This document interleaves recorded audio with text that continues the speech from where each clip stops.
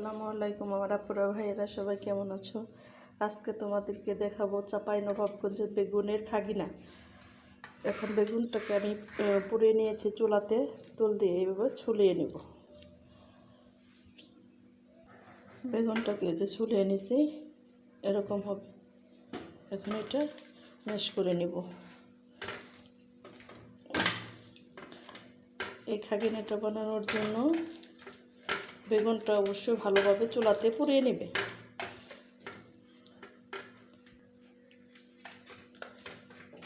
গাছ হয়ে গেল মাখানো। এখানে দিয়ে দিলাম আধা চা চামচ হলুদ গুঁড়ো, আধা চা চামচ মরিচ গুঁড়ো, আধা চা চামচ ধনিয়া গুঁড়ো, লবণ স্বাদ মতো। দিয়ে দিলাম সামান্য গরম মশলা গুঁড়ো, দিয়ে দিলাম সামান্য জিরা গুঁড়ো,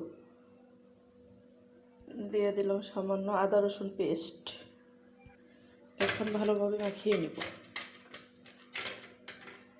এখন দিয়ে দেবো একটা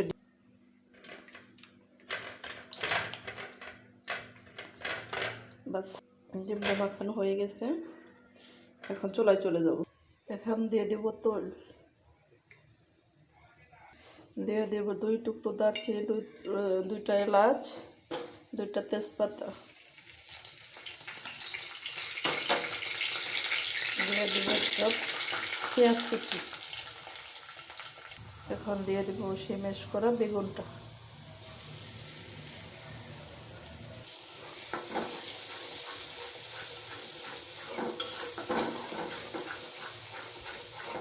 এভাবে অবশ্যই বেগুনের খাকিনাটা বানিয়ে দেখবা। এখন দিয়ে দেব কিছু কাঁচামরিচ।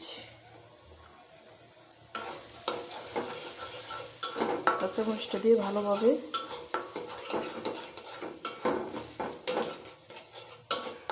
নাড়িয়ে নিতে হবে। যারা বেগুন খেতে ভালো লাগে না যাদের, তারা ওই বেগুনের খাগিনাটা বানিয়ে দেখবা, অবশ্যই খেতে ভালো লাগবে। এখন দিয়ে দেবো আধা চা চামচ চিনি টেস্ট আসার জন্য। এখন দিয়ে দেবো সামান্য ঘি।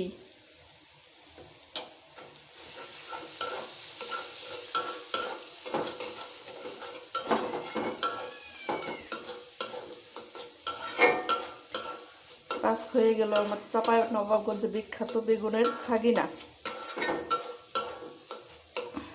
বাস হয়ে গেল আমার বেগুনের খাগিনা। আমার ভিডিওটা যদি ভালো লাগে অবশ্যই পাশে থেকে সাপোর্ট করবা, লাইক কমেন্ট শেয়ার করে আমার পাশে থেকে। আল্লাহ হাফেজ।